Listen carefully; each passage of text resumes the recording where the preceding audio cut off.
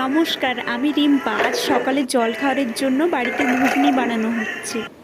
ঘুগনি বানানোর জন্য আদা, পেঁয়াজ, রসুন, টমেটো ও একটু ধনেপাতা ভালোভাবে কুচি করে নিয়ে কড়ায় সরষের তেল দিয়ে তার উপর জিরে, শুকনো লঙ্কা ফোড়ন দেওয়ার পর খাসির চর্বিগুলোকে নুন হলুদ মাখিয়ে রেখে দিলাম কড়ার ওপর। রসুন পেঁয়াজ একটু ভাজা ভাজা হয়ে এলে তারপর কোড়া রসুন ও